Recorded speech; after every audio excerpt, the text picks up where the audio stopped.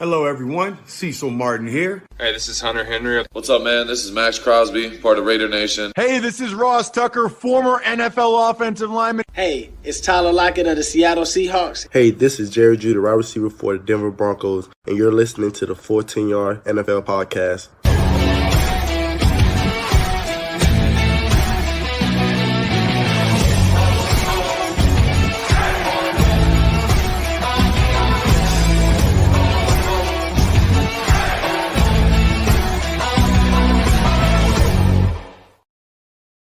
Hello and welcome back to the Full 10 Yards NFL podcast. I, once again, am your host, Sam Moores, and today I am joined for the first time by Olly Darcy. How you doing, mate? Yeah, I'm doing well. Doing good. Good to be on here, the new look podcast, and good. Can't wait to get started. Olly is a fellow Full 10 Yards contributor and also F1 editor at GP Blog as well, and he is joining me today to rank our top 10 individual NFL uniforms and to predict all the NFL honours winners as well for the 2023 season. Just before we get underway as well with our rankings, I'd just like to remind everyone that for the first time ever, Full 10 Yards are hosting an event to kick off the 2023 NFL season. On the 10th of September, the first Sunday of the NFL season, you can join our team and fellow UK fans in watching every game at Felson's in Birmingham. Tickets are now free, or you can buy a bundle that includes up to 6 drinks, ranging from £10 to £25, and which is exceptional value, by the way, because the more you buy drinks to buy, the cheaper it gets.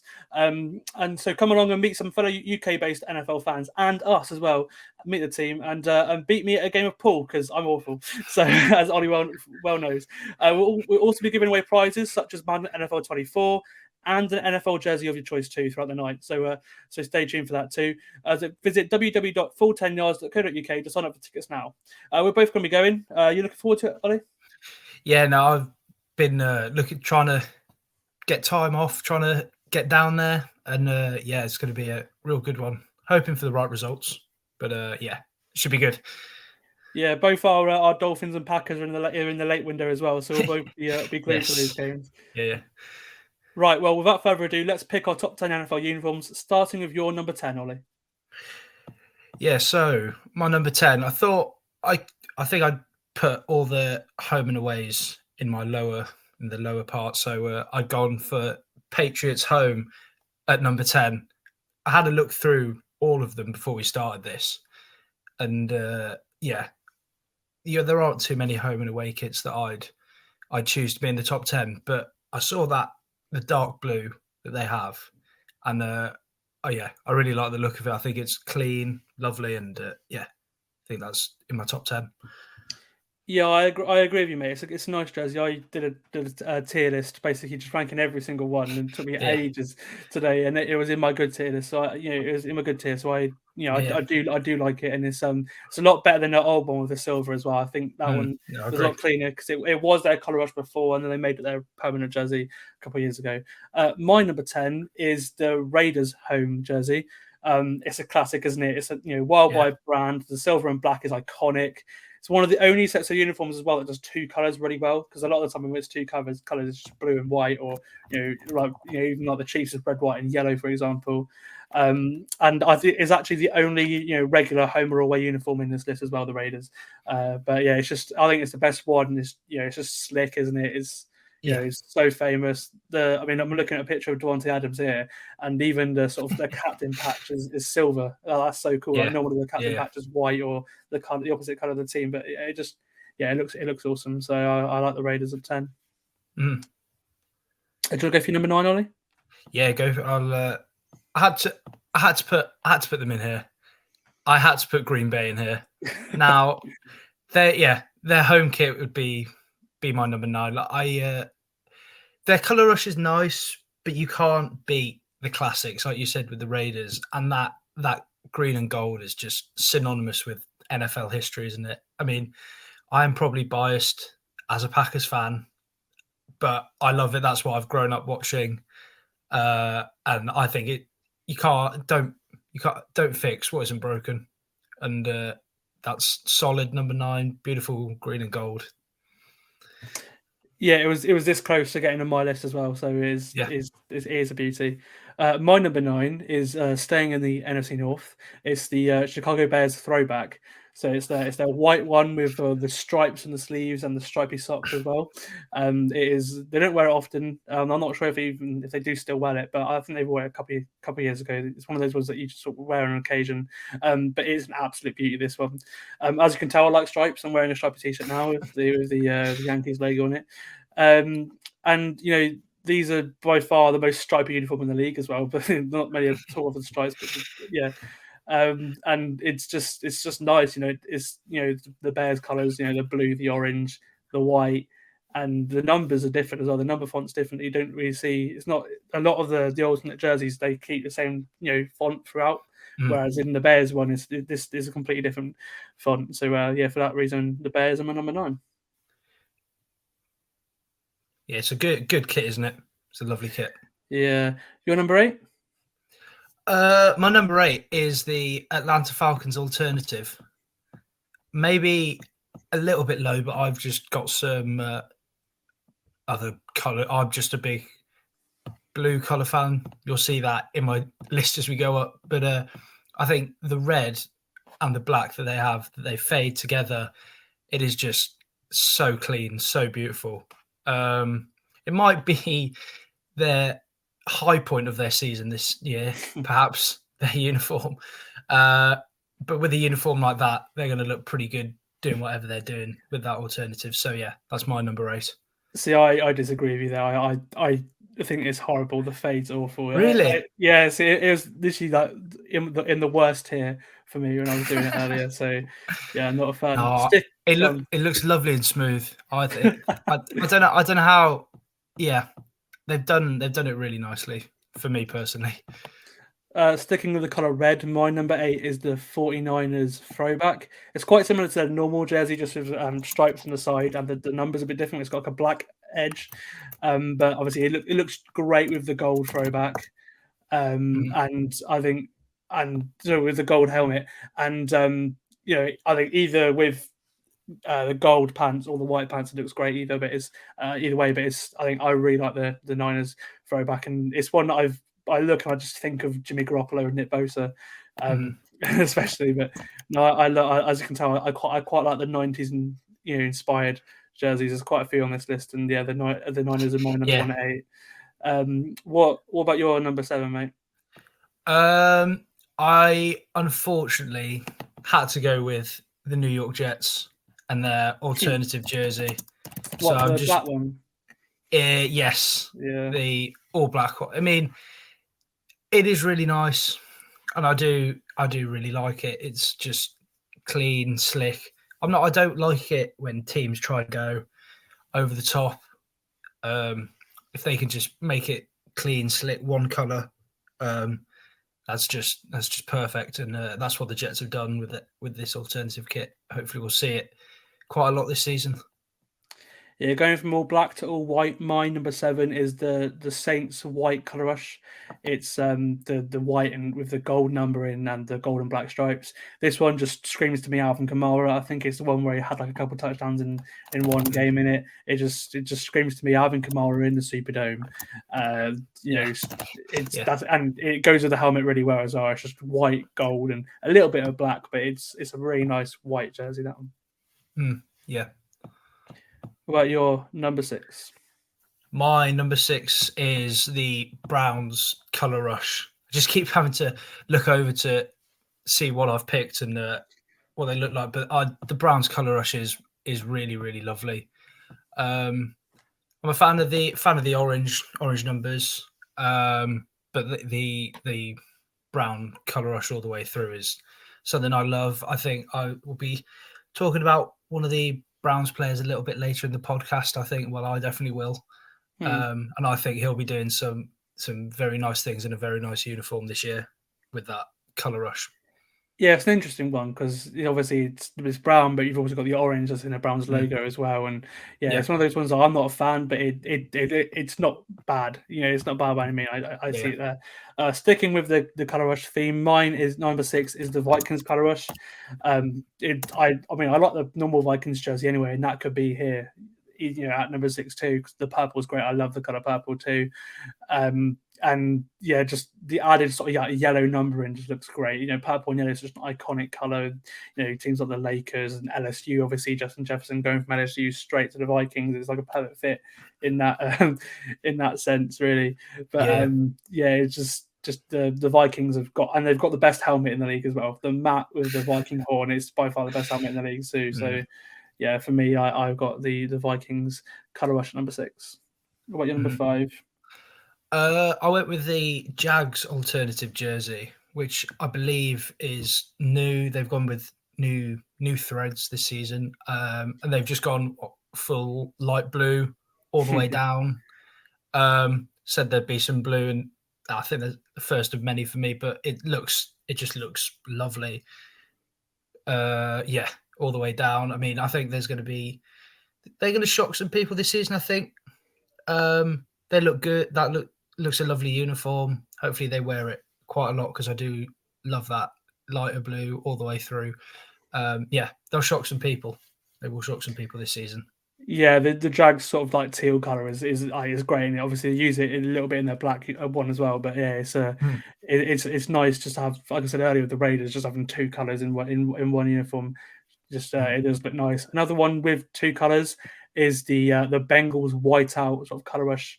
Obviously with the white helmet and basically just like the white tiger effect, and it's great. I mean, before the white helmet, it was one of the best in the league anyway. Now they've got the white helmet, it just completes the look and is awesome. And if it would have been really high on this list had there not been a few new alternate jerseys that have come out this year that are really, really good.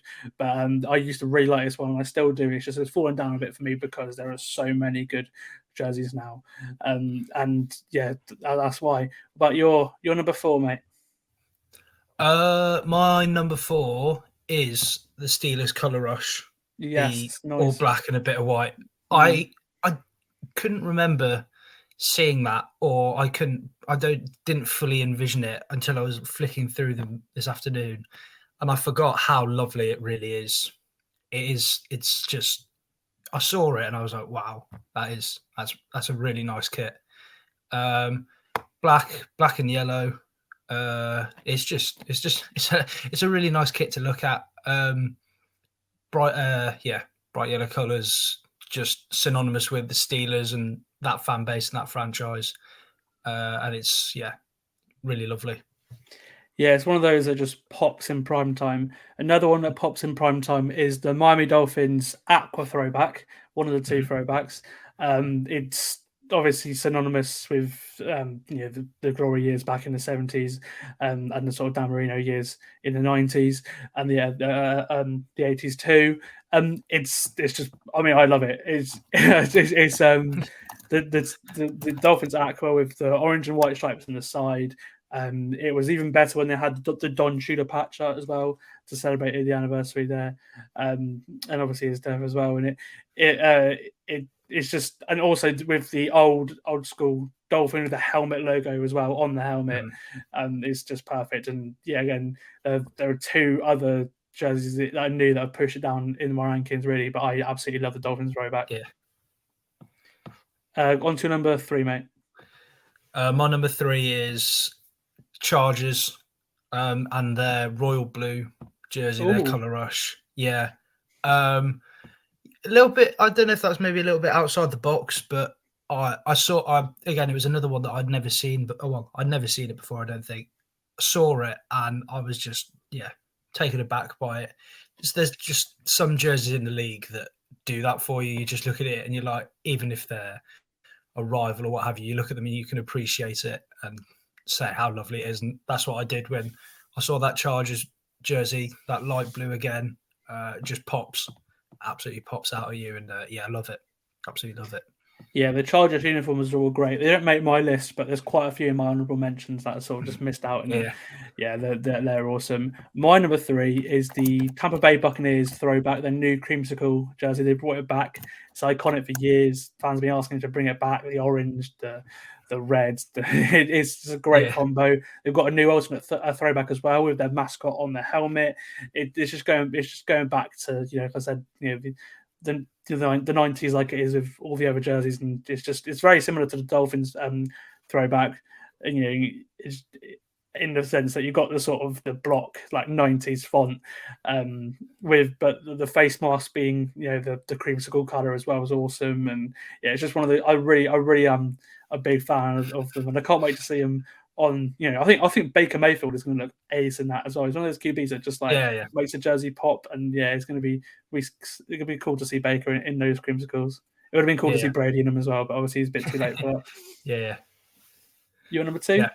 My number two is the Colts alternative.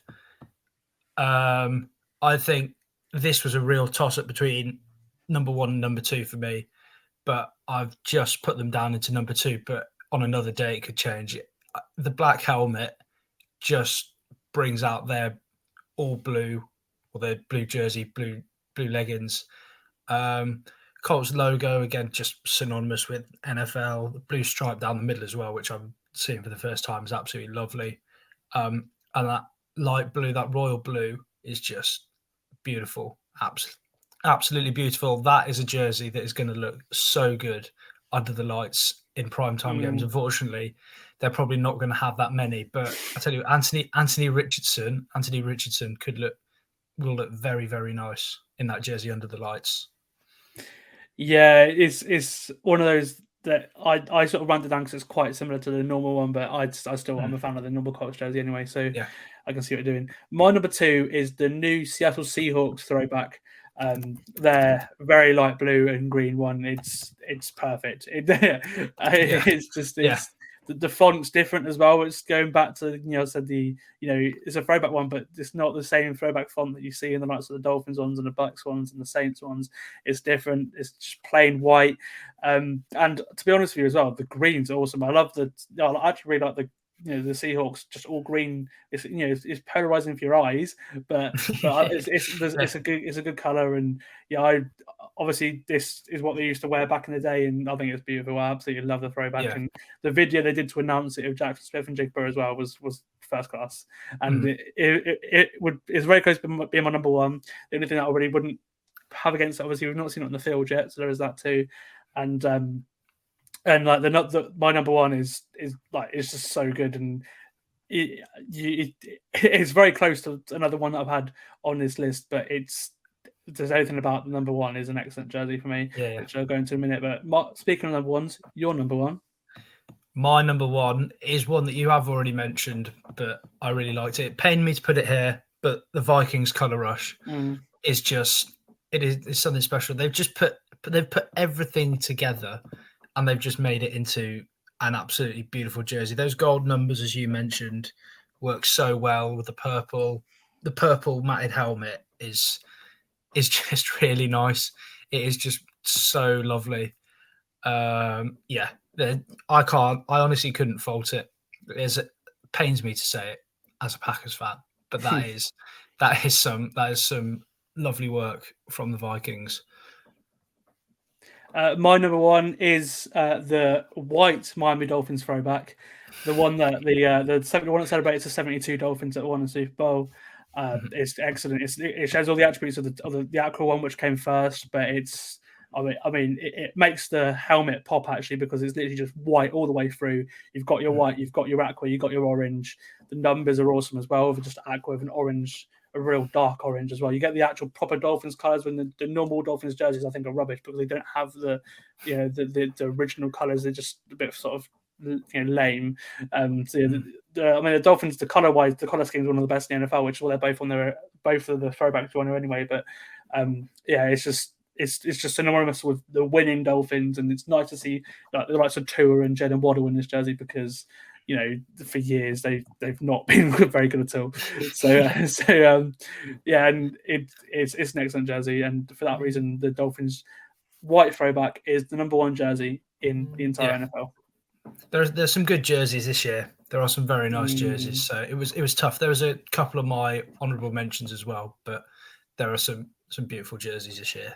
Yeah, I mean, ones that missed out for me were the Titans' new sort of Houston Oilers throwbacks, which look really good. Can't wait to see them on the field. The Eagles' new Kelly Green ones as well, like the alternate eagle on the sleeve as well, which is cool. Nice. I've got the Broncos throwbacks with the D on the helmet. That really pops as well. And then I've got another Chargers one. You mentioned the Chargers royal blue one. I like the Chargers navy alternate one with the sort of the bolt outlined on the sleeve. I think that's quite cool.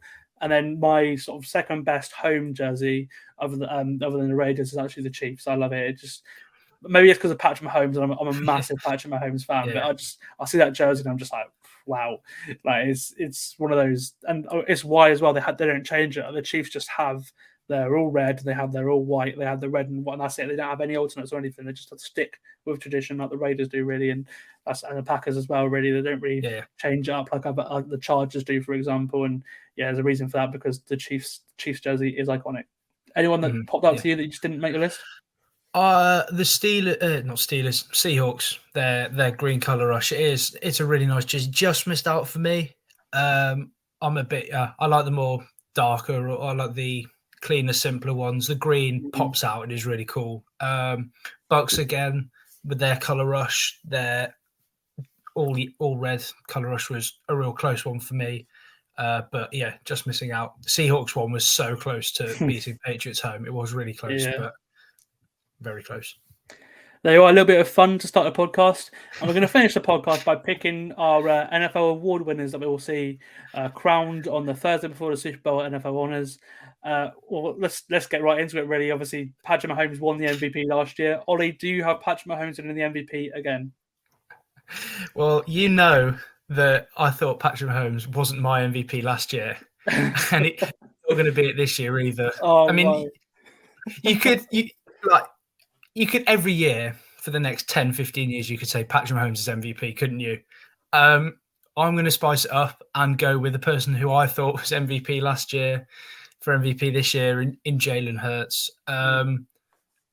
What I look at is I look at their record. I mean, it's not obviously a selling point, but before his injury last year, he was unbeaten. It's just a fact. He was just that Philly team.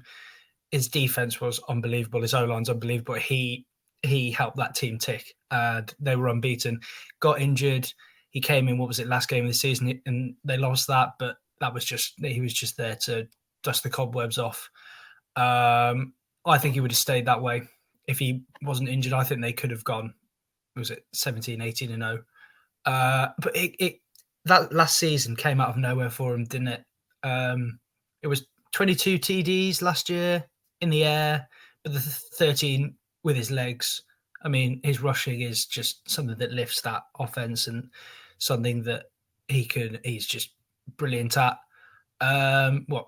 3,700 yards in the air, 760 on the ground, 66% pass completion, 101 passer rating. I mean, last season they're brilliant stats, but they don't pop out like Mahomes. This season, I think he's getting better and better, which is what I've given a lot of people with my awards this year. They're just getting better and better, and I think he will just rise above what he did last year. He knows he can do it. He will get better again. With the O-line that he's got, I think he will just carry his way to the MVP, and I think he will avenge his Super Bowl loss from last year. But that's another story. But no, that's my MVP. That's my MVP. No, I can absolutely see where you're coming from. I think the jump that he took last year from being sort of on the hot seat, really, because he hadn't really proven he could throw the football. He obviously had a great rushing quarterback, but he hadn't proven he could sit back there and hit someone 30 yards downfield in stride, or because his accuracy just wasn't there. It went up by almost like 10%, which just you don't see at all in the league. It's just the only people that have really made that jump are sort of Josh Allen in recent memory, and that's it. He's. And I mean, I wasn't a fan of Hurts. Now I've seen Hurts do exactly what he is. I'm a big fan because last year he made that jump that I'm hoping someone like Anthony Richardson can make this year. Not obviously it'll take him time, but coming into the league, I want honestly all mobile quarterbacks have become great passers too, because then they are pretty damn hard to stop. There are just some highlight reel throws in there that you only get from stars in the league. There were some absolute bums when you've got Devonta Smith and AJ Brown, wide receiver, they are going to get open. And if you put it on him, you're going to get some really good stats. And he was able to do that, credit to him. And now he knows he can do it. And he's got the swag which you need at quarterback. He's gonna pop. And I mean, it's just, I was going to say, I said on a previous podcast with Charlie, I said that throw to AJ Brown in the corner of the end zone in the Super Bowl may be one of the best throws I've ever seen. Like it was that good, and that just proves your point, really. My MVP is not Patrick Mahomes, which is very shocking because, again, you said it earlier, you could easily go Mahomes because he's always going to throw 50 touchdowns. He's going to be up there every single year. But I think Joe Burrow has a big chance this year because it's a contract year. You know, he's going to get paid. We've seen Justin Herbert get paid. And having an MVP season for Joe Burrow will literally sort of solidify him as the highest paid quarterback in the league. By a fairly large margin as well between him and Herbert. It's also his sort of last shot at winning a Super Bowl on his rookie deal, obviously, but also like if the Bengals are going to win a Super Bowl, it will be this year because they have the best roster he's going to get because you're going to have to pay Burrow, you're going to have to pay Jamar Chase, you might even pay T. Higgins because this is the best roster the Bengals could possibly have. They've got a decent schedule as well this year. The wins will come, I think. I think they've got a great chance of getting the 1 seed too. But for me, I think Joe Burrow has got an excellent chance at being the MVP, and I would love to see it this year as well, just to see, because he's a great guy to root for and everything, isn't he? Yeah, I tell you, in the guide, I said that since he will win the AFC, that team for the last 2 years in the playoffs has just come alive. I don't know what it is, but they just turn it on. This year, as you said, they've got a lot of people in contract years. Their schedule is just it looks very, very easy for them, you can almost say. I was really close to putting Burrow as my MVP as well because of me backing Cincinnati. I think they have got the perfect chance to do that, and they've got all the tools at their disposal. Yeah, absolutely. It's one of those where, you know, if your team has a good season, and obviously the quarterback is going to be in the MVP race anyway. And if you've got an elite quarterback, then if the elite quarterback team has a good season, then it looks likely that, you know, especially in the regular season as well, it looks like that guy's going to win MVP. And I hope it'll be Burrow because, you know, I think if Cincinnati win 12, 13 games, I think he might have it locked up because the Chiefs' schedule is pretty tough compared to the Bengals, and that might be what lets Mahomes down. Going on to the second award, we'll stay on the offensive side of the ball. Who do you think, Ollie, will win Offensive Player of the Year? Backing up what you've just said and backing up my prediction, I've gone with Jamar Chase. You can flip it either way for Justin Jefferson or Jamar Chase.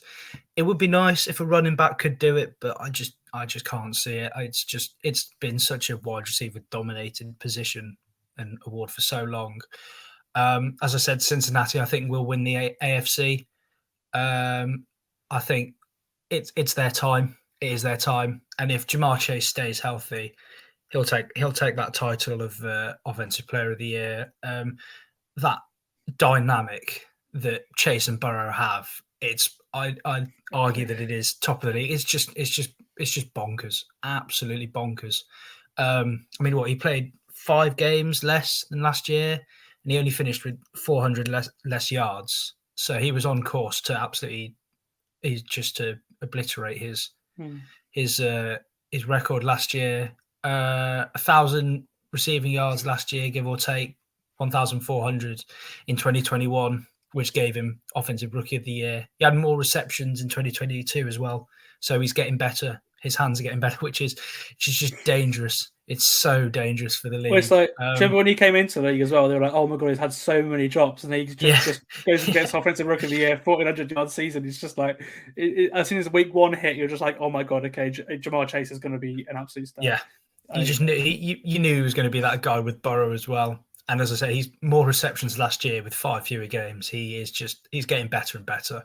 It was only 9 TDs last year, but he was getting the yards. He was moving the ball. 13 in 2021. So he's proven that he can get double digits. We know he can. If he plays all 18 or 17 or 18 games, he will easily take double digit touchdowns. And I think after what Justin Jefferson did last year, I think is Jamar Chase's opportunity, and it's his time. Yeah, I think I think with Chase, it's an excellent. Sorry, oh god, okay, it's an excellent. He's got an opportunity to do that, especially the way the receiver position is in football in a minute because everyone's throwing the ball all over the place. I actually said in the guide as well that I think this year, if not in the real sort of near future, we're going to get a 2,000-yard receiver. Whether it's Tyreek Hill because he came really close last year. You got I think got 1,800 yards. You came really close. Justin Jefferson, who again the last couple of years has gone sort of 1,700, 1,800 yards, and then you've got Chase as well, who's not. I think has an excellent chance of doing that too. He's not my offensive player of the year. My guy is Christian McCaffrey. Because the only thing is just if he can stay healthy, because he's been injured so many times before. But it's just Kyle Shanahan is getting an off season to work on stuff for Christian McCaffrey. And if you think about how good he was at the end of last year, right, that was just it was a trade mid-season. We're going to see McCaffrey in with designed plays in a Shanahan offense, and we've seen him go 2,000 scrimmage yards. He's done it before. I think it would take that maybe 2,500 potentially to win that award. But I think he can do it if he can stay healthy because he's one of the hardest players to stop in the league, and also as well, the Niners have got the 5th easiest schedule, so they're going to have wins too. So if which is mad for a team that came first place in the division last year as well. But it's just the way it's worked. The whole of the NFC West have got a really easy schedule, but it's just mad to me how well we looked, off the back last year, and it's a big year for Shanahan too, obviously because they've just moved on from Trey Lance. The run game is his bread and butter. Obviously, he's lost Mike McDaniel now. What can Shanahan do with Christian McCaffrey? I'm just really excited to see it, and I really hope it can result in something very special, like his year in Carolina was. Because that was exceptional. I was close again with McCaffrey. I mean, I had him in fantasy last year, and when he was traded, I thought he could do something, but because he's in the 49ers, you just don't know if he's going to break through. I mean, I was pretty wrong with that thought. He was just obscene in that second half of the season. As you said, he's got a whole off season with Shanahan to do something. It's just going to be, it's dangerous. It's so dangerous for the league. But the one of the main reasons I did keep him out was injury, because it's just been injury after injury for him, and I just don't know if he will stay healthy. I hope he does, because he's just so good for the league and for fans to come in and watch him. He will push Chase and Jefferson so close for that title. Well, it's because he's a dual threat player as well. Because obviously he can run between the tackles, and obviously he's a great outside zone running back as well, which is perfect for Shanahan because they really run sort of through the middle. As a lot of the time they go for the zone gap in between the tackle and the guard. That's what they normally do. Is very much an outside run scheme. But I mean, it's the fact that he's got that, and also he can catch for 1,200 yards or so is mental. He's the best receiving back in football, sort of close match by Austin Eckler. But that's why he's an absolute fantasy weapon, because if you're in a PPR league, if you get a point per reception, he's gonna get like 5-10 receptions a game, perhaps, because just how good he is and how he's been used in his offenses in the past. It's just one of those. I think McCaffrey's one of those players that if he can stay healthy, he will have an excellent season no matter what. And with the Niners, with an easy schedule, I think it's got potential to be like an absolute outstanding lights out season. You're like, oh my god, that's one of the best seasons of all time. I really think that could be the case. Moving over to the defensive side of the ball, your defensive player of the year, who have you got? So I said I'd mention the Browns a little bit in this later part of the podcast. I've gone with Myles Garrett. And I tell you what, I was looking through the players that could there, because this could be so close. Anyone that has just that little bit of an edge could take this award. I was looking through, and Myles Garrett's name didn't even pop in until I looked at the odds and saw that he is second in the odds, which did surprise me. But then you look at his stats, and since he's come into the league, he's just been an absolute terror. He's been unbelievable. I mean, this will hinge on if the Browns make the playoffs. I think it totally will. If they do for the first time in Did they 2020 was make the it in last. the last few years? They made it with They did Baker in make it in 2020, and 2020. they beat Yeah. Pittsburgh. But Yeah. that's still 3 seasons ago now. So that's Yeah. I mean, if they make it, it'll be hard to turn down. I mean, he just drives their D line and defense. He is their D line and defense, isn't he? Really, he's coming off back-to-back 16 sack seasons, 60 total tackles last year. I mean, his rookie season is the only time he hasn't had. His rookie season, sorry, is the only time he's had single-digit sacks. I didn't even know that he's had double-digit sacks for only one of his seasons. He's only had single-digit sacks. That's just ridiculous. I didn't realize how dominant he has been. I think he deserves to be recognised for it. I didn't know it, and I think it's time that the league probably recognises this dominance that he's had over the league for a long, long time. He's one of those names that he's not your Joey or Nick Bosa's. He's not your TJ Watts or Sauce Gardner, who big names. He's obviously a massive player, but he just dips under the radar. This season, I don't think he will. I think he'll pop out and he'll do something. Yeah, well, the Browns last year, their defense sucked. Joe Woods got fired. It was awful, and he's still got it was 18 sacks he got last year, which is just nuts. With very bad defense, and yet he still pops. And that just think about how bad that defense could have been without Myles Garrett. They're just he literally saved the team last year, really, and kept them competitive for a lot of the season, especially with Jacoby Brissett as well.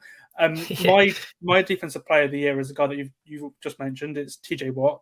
So the sort of sneak preview to the next podcast, which is where we're going to be predicting the season, me and Josh. Well, I think the Pittsburgh Steelers are going to go under the radar and will be a massive surprise package this year. Yeah. And ultimately, I think TJ Watt will be a big reason for why the defense has got better this year. If they have the offense is really young and really good as well, and they've had every unit on that team has had an excellent preseason too. And if they have a really strong season, obviously, Watt will be an incredibly likely factor. He's won it before. He got 22 and a half sacks in 2021 to win the award. And if he wins as well, he'll join his brother in becoming multiple-time Defensive Player of the Year winners. And having two brothers who have both won Defensive Player of the Year, multiple times. JJ's won it 3 times. If TJ can win it for a second time, that's just a great story for the league. And like I say, if the Steelers are really, really good, I think he's got a great chance because he's one of those players that is just incredibly hard to stop off the edge. Yeah. I mean, I'm a big Wisconsin fan in college football, and to see the Watts do what they've done is lovely to see. TJ Watt's just an absolute animal. He's an animal. He does what he wants. He gets where he wants. He does everything. I think he should be odds-on favourite. I mean, he should have won it. He should already be a 2-3 time. He's been close. Defensive player of the year. He's been so close, but he should have 2 or 3 to his name, I think, already. And yeah, I think he would be my odds-on favourite probably. I mean, you see Micah Parsons flying around, but I just don't think he will be where Myles Garrett or TJ Watt are this season. TJ Watt will do so well. And I agree with you about the Steelers going under the radar as well. I think he'll be so important to that. Yeah, and they're all sort of the Bosas, TJ Watt, Myles Garrett, Micah Parsons, who had an excellent year last year. They're all so unfortunate to be in the same era of football as Aaron Donald, who's won it so many times. It's just because if it was if it was 10 years ago where just had multiple winners, winning it again and again and again. They've all had a couple. They probably all have a couple. It's just a shame that Aaron Donald just dominated the position or just defensive side of the ball for so long that they've been unfortunate. Moving over to offense, we'll go to rookies now. Who is your winner of Offensive Rookie of the Year? It is probably a bit of a boring choice, but it has to be Bijan Robinson. I mean,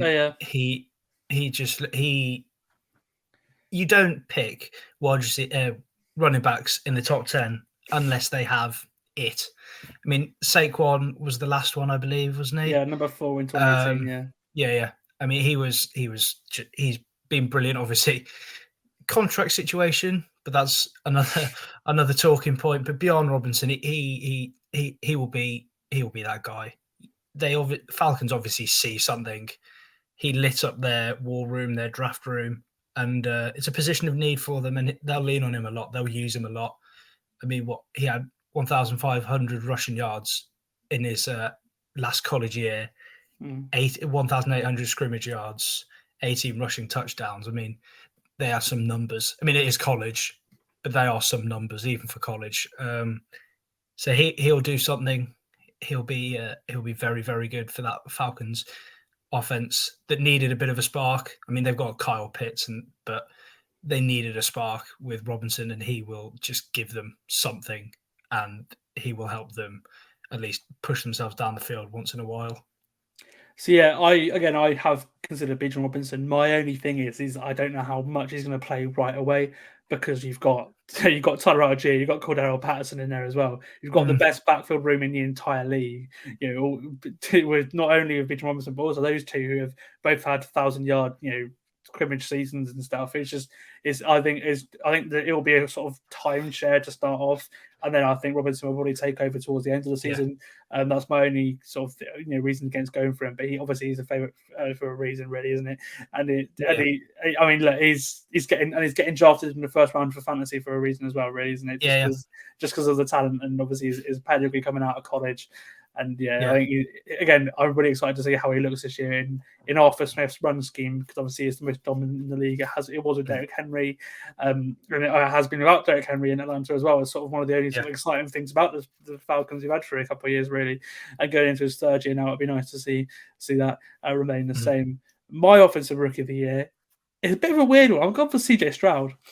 I just got the feeling that he'll be able to sort of step in and play solidly from the get-go, sort of like a Mac Jones kind of deal. Whereas sort of with the other QBs, I got a feeling it'll take a bit of time for the likes of Richardson and Bryce Young to get sort of used to the league, just because of obviously Bryce Young he's quite small, and Richardson's not an accomplished thrower by any means either. So I think unless he can win it single-handedly with his legs, I think that'll be a tough ask. The scheme that Stroud's going into is perfect for a rookie quarterback, because it's run by Bobby Slowick, who was a QB coach in San Francisco. So obviously is the most QB friendly system in the league. We've seen the likes of Tua have massive seasons in it, just elevating his play sort of tenfold. Jimmy Garoppolo came in and looked the best he has been. You've seen Brock Purdy last year had the exact same effect as a rookie, almost won Rookie of the Year last year. You have even the likes of Nick Mullins and CJ Beathard, and they've all had success in this offense. And they don't have the pedigree that CJ Stroud has, a number 2 overall pick, and someone who, that game against Georgia last year, that showed me that he could be this top NFL quarterback, because a lot of people had doubts about Stroud, but his accuracy in that game was exceptional. I'm a big fan of the sort of very accurate QBs, the likes of Kirk Cousins too. I'm higher than most people are. And I think it's against the grain, but I think Houston have a bright future. I think they're going to surprise many this year as well, which we'll get into in the next podcast as well. But for me, I would put money on CJ Stroud going for Offensive Rookie of the Year. I've just got a feeling that it's going to all work well.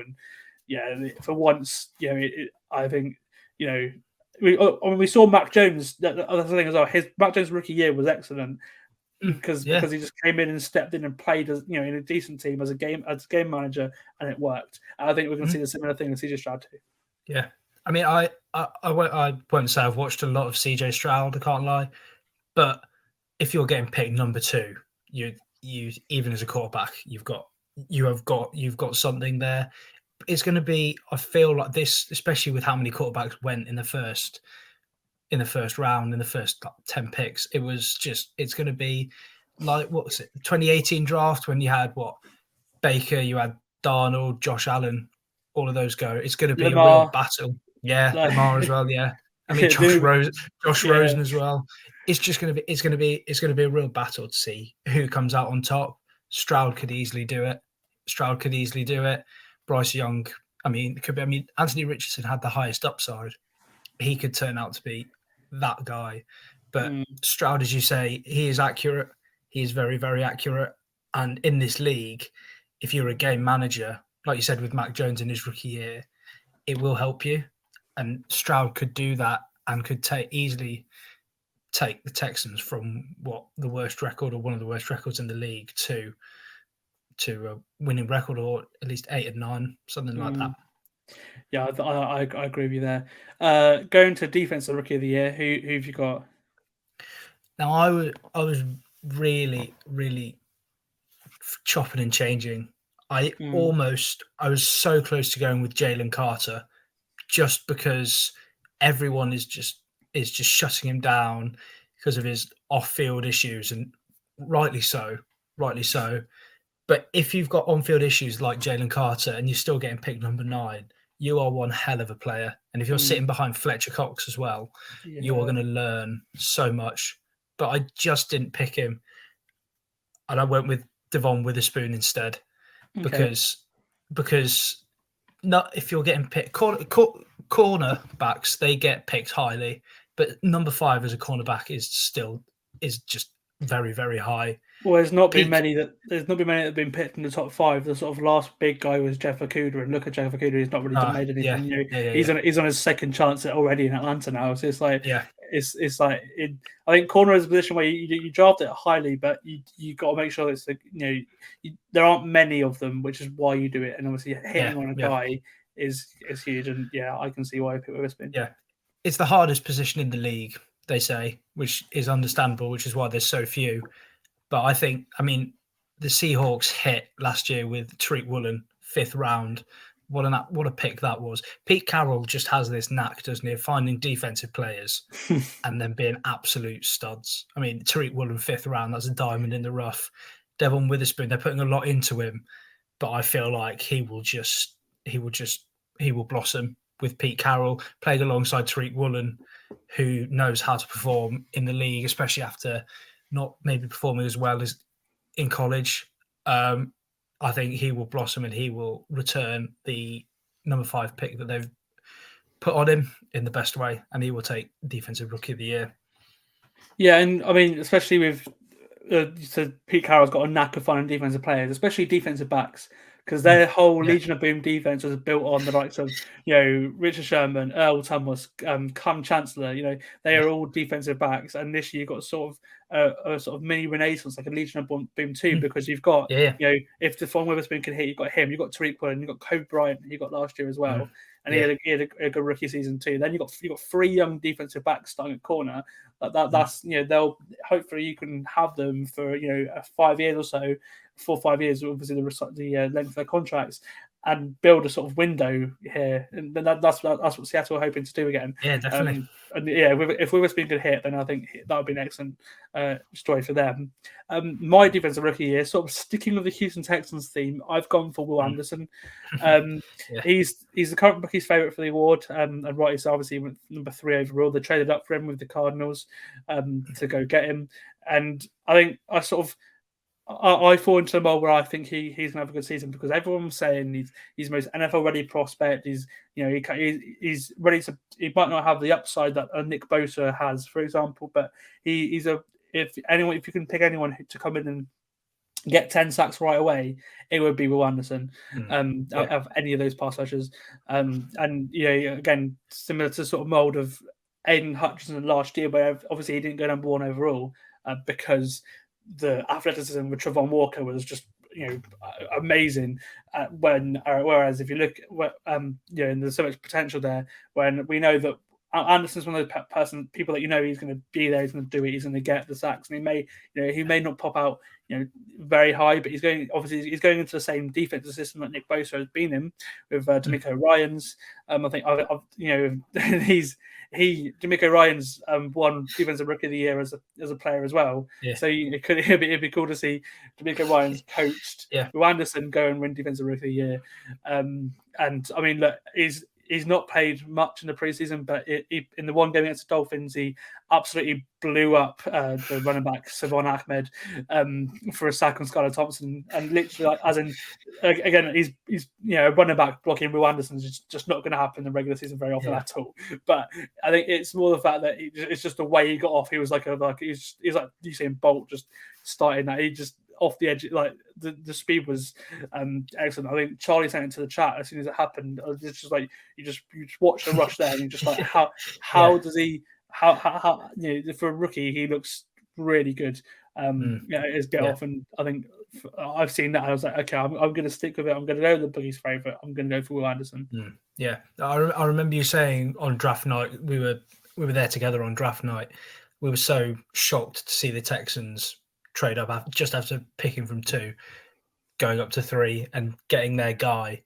Obviously, they've got to be so high on him. They were your winners, and I'm sure a lot of people's winners from draft night because they went up and got their guy.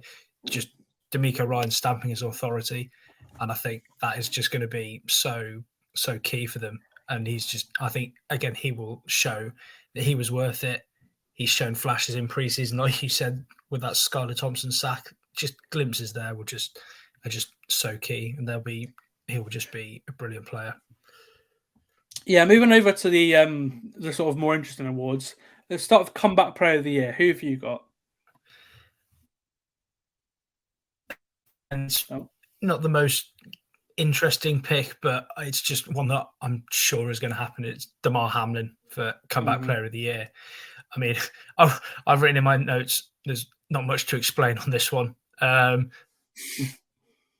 what happened to him last year, to come back and play and still be a part of that roster, to carry on playing and to go into this season, it's just unbelievable. They say all sports stars they've got this ability just to bounce back from absolutely anything, whether it's just an injury that you should be out for a month and they're back in a week or 2, or if you've had a cardiac arrest on the field, you can come back and continue to play your sport at that high level without. I'm sure there's a little bit of worry in him every time he plays, but he won't show it on the field. I mean, to do that is just unbelievable. And yeah, if he doesn't win it, I think it would be highly unfair on him, to put it lightly. Yeah, I've also picked Damar Hamlin. Obviously, he like you said, he shot the league after sort of just collapsing on the field. In a primetime game against Cincinnati, it was later confirmed to be a cardiac arrest. They paused the game and ultimately did not continue the game and did not play the game at the end of the season either. Like I said, like you said, thankfully he's fully recovered, and he's actually got an excellent shot of reaching the Bills 53 as well. He's played a decent amount in the preseason, which has been great to see him just actually on the field. And I'm just thankful that he has had the opportunity to come back, and because obviously a lot of people don't make it from that situation. He has sort of wasn't his side where he's a bit younger, and obviously he's an athlete, but even so, some people just don't make it in those situations. So just to see him just brace the field again in this preseason has been excellent to see, and for that reason alone, I think he's certainly deserving of the award, because the adversity he's gone through just to even stay here is amazing. Yeah, definitely. I totally agree. It's superhuman, almost superhuman. Yeah. We'll finish with the Coach of the Year award. This one's always a bit interesting because you can't really pick a Coach of the Year without seeing the team's plays. It's always one that people very regularly get wrong. But who have you got as your early pick for Coach of the Year, Olly? I have gone with Dan Campbell. Dan Campbell. I mean, right, I like it. I've put in my note. I mean, I don't want him to be. I hope him and the Lions do absolutely awfully, but they won't. I just know they won't. I mean, if the Lions made the playoffs last year, which they should have done, the way they ended the season was just sublime. Brian DeBoll would have been run very, very close, in my opinion, for Coach of the Year. Oh, for sure. That run was just sublime. What the Lions have done after hiring Dan Campbell, I don't know how they've done it, but that team, that morale, the way they're coached is just unbelievable. They play for him. It's so good.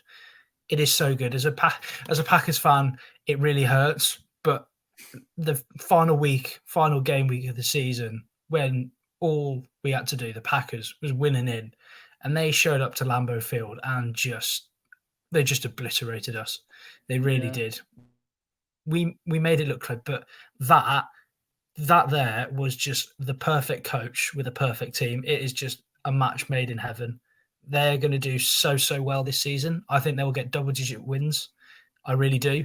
I think they're going to be a really. He's done something with Jared Goff that he believes in himself. He makes him believe, and the team they've built now is just it's dangerous because they're all just happy to play, and it just brings out the absolute best in every single one of them. Yeah, that's the thing with Dan Campbell as well. He's not one of those coaches who are all about calling plays and everything, because he doesn't call plays. He was a tight end. He doesn't call the offense. That's Ben Johnson's job. He's one of the hottest play callers in all of football. He's excellent. He doesn't do the defense either, obviously, because he doesn't play tight end. But the motivational speaking element of he is a coach. He's a head coach, and he's in charge of everyone. And just we saw in the Hard Knocks series last year of the Lions, like everyone loved them after that because they just all they talked about is wanting the grit to win games. We just a lot of players there were cast offs. They made trades. The likes of trading Stafford to the Rams, for example. I don't think they really wanted Jared Goff. They got him, and they Ben Johnson managed to get the best season of Goff's career, obviously against the one that he reached a Super Bowl win, but he managed to get the best.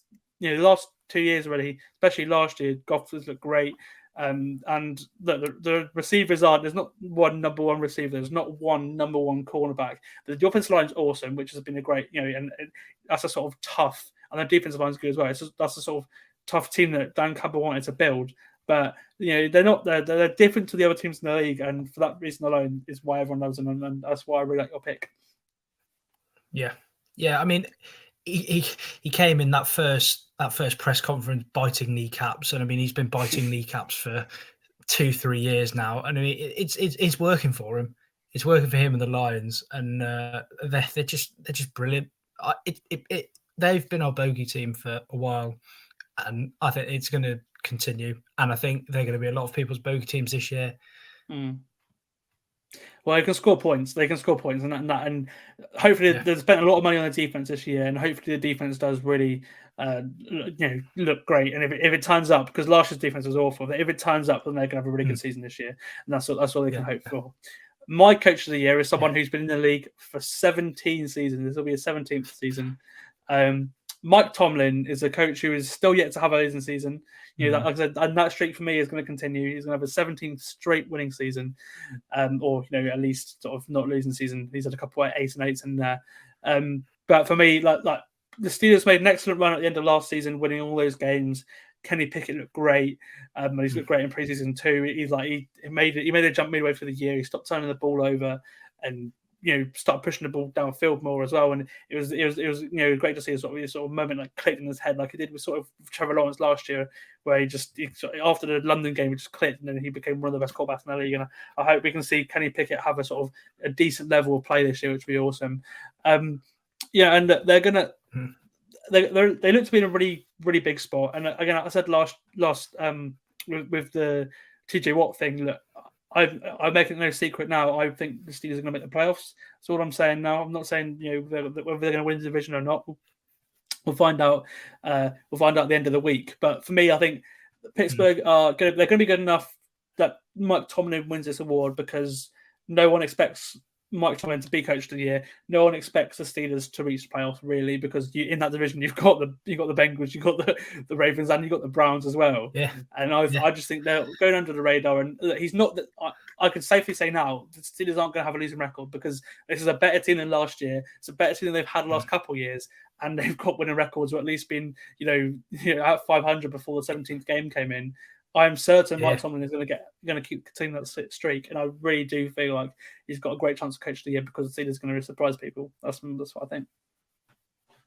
I mean, I didn't even acknowledge Mike Tomlin in my thoughts for coach of the year, which is just a ridiculous thing to do, because, as you said, 17 years in the league, never had a losing record. It's ridiculous. To keep that level up for so long is just obscene.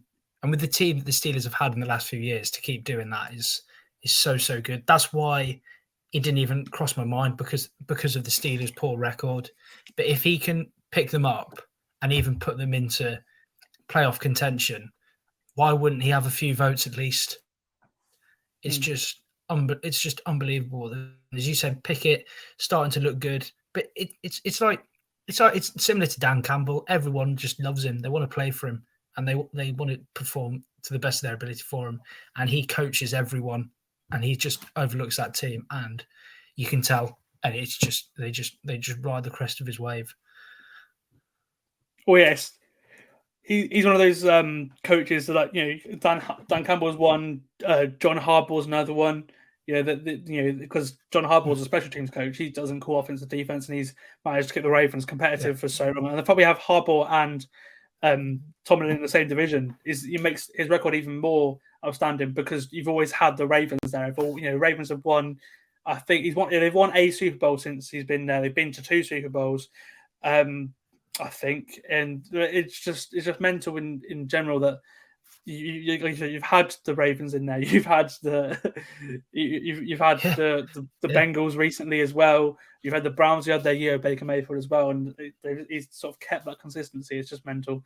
And I think if the Steelers can do what I think they can do, then I think he's got it nailed on. Really, yeah, definitely.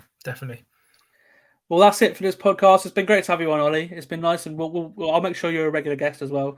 I'm keen to get all the F10Y people on, really, and it's we'll branch out to some more non-F10Y people as well, and there'll be opportunities for you and me, or me and someone else to host interviews and stuff as well as the season gets on, which is awesome. But thank you for coming on, mate. It's been excellent to have you on, and I hope you've enjoyed it. Yeah, no, it's been absolutely brilliant. Nice to do. Nice to get the uniforms going, get the awards flowing, get us into the season. The season's not far away, is it? It's really come up so quickly. No, it's like 10 days. Can't wait for it. It's going to be a good one. Yeah, it's going to be a good one. No, but thank you. It's been good. You're doing a class job. Well, that's the thing as well. It's just as the season's getting nearer and nearer, it's nice to have a little fun before it starts, because we're going to do 2 podcasts a week every week, and we're going to have all the content coming up. We're not going to have a chance to have a chat about some of the fun things in the league. So it's nice to do the predictions and stuff like that before the season starts. Like I said, Ollie, thank you for coming on, mate, and thank you for listening to the Full 10 Yards NFL podcast. There are going to be 2, if not 3 more podcasts coming out before the start of the season. One of those will include a Week 1 Thursday Night Football preview, and then we'll go for the main Week 1 preview as well for the Sunday and Monday games.